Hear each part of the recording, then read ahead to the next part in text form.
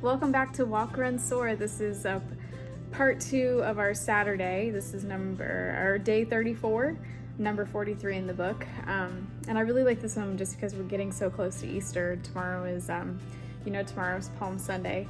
So I really liked this particular devotion. Our verse is from Matthew chapter 28, verses 7 through 8. Oh, I didn't say what it's called. It's called Run Like a Girl. All right, our verses. And now go quickly and tell his disciples that he has risen from the dead, and he is going ahead of you to Galilee. You will see him there. Remember what I have told you. The women ran quickly from the tomb. They were very frightened, but also filled with great joy. And they rushed to give the disciples the angel's message. She talks about how there's a girl that she's been coaching for a really long time. That is in junior high now. Her name's Hannah. And that she had some raw talent when it came to running. And she noticed that she, was really good at running, but that she often would end up in her head about whether she did well. It should be really hard on herself. And she talks about that Hannah has a shirt that says, "I run like a girl" on the front, and on the back it says, "Try to keep up." And she wears it as a reminder, that she can do these things.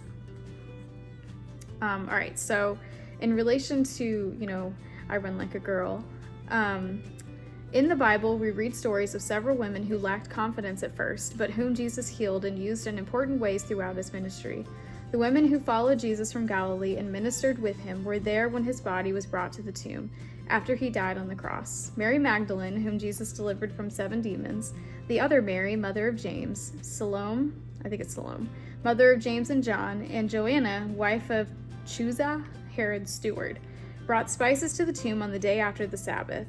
You can find those stories in Matthew 28 and Luke 24. And so we all kind of know how that goes. They were there. There was an earthquake, and they saw that the stone had been rolled away, tomb was empty. Angel tells them, "You're looking for Jesus, but he's not here. He's risen. He did what he said he was going to do. You need to go. We'll go and look. He's not laying in here, and then go and tell everybody." And then she talks about how on the way they were met by Jesus himself and said, "Go and tell my disciples to meet me in Galilee." And just how amazing it was that women were the first people to see him. And she references, and I remember this from the show The Chosen, where they talked about this, that women, it was kind of counterintuitive. I don't know if that's the word I'm really looking for. It went against the grain for women to be the first person, which is what Jesus is all about, was doing things differently, because back then women were not considered reliable witnesses. So you know that the women were thinking, who is going to believe us? Because that's how they were treated back then, that they weren't reliable witnesses. But they did what Jesus and the angel said, and the rest is history.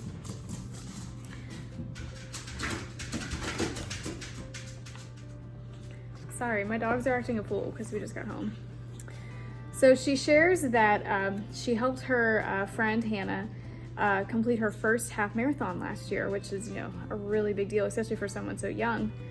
And she says that they ran together for the first 7 miles, and then after that she's like, "Go ahead and you do your thing and finish this race." And she ran ahead and finished, and that it was amazing. And she says, like Mary Magdalene and the other women Jesus met after his resurrection, she was not afraid to run like a girl. Our faith step. Have you ever lacked confidence? Can you recall someone or something that helped you gain courage to keep running your race? Who can you encourage in a similar way today? Take a moment to text or call a friend to impart courage like Jesus did. All of my running friends help me to keep that courage, to keep making new goals and achieving them, for sure. Our inspirational quote is from Catherine Switzer, the first woman to officially enter the Boston Marathon. I think we all know who she is. She said, "Life is for participating, not for spectating." Although we do love our spectators that cheer for us, don't we? Our training note from Coach Sean: keep a journal about your running experiences, capture your feelings and thoughts about training, highlight your favorite runs, and describe any other reflections. These writings will be priceless memories to relive someday and provide inspiration to continue running. I think we said that a lot, is, you know, keeping some sort of training journal or log or anything like that is, use Strava. Strava's great for that because you can put pictures, and it's a great way to remember what you've done and where you came from. So tomorrow's Palm Sunday. Like I said, we just got back from spring break, and I was hoping to have my spring break video actually ready to post tomorrow, but I had an issue with my GoPro during the week, and I may have lost like the first half of vacation's pictures and footage because the SD card started to error. So I'm gonna see if I can recover any of it, but that video will be late, so there won't be any video tomorrow. It'll be sometime this week, hopefully, that I can get the spring break video done. But tomorrow's Palm Sunday, and I hope everyone's getting excited for Easter. I know I am. So have a great weekend, and I will see you Monday for Walk, Run, Soar.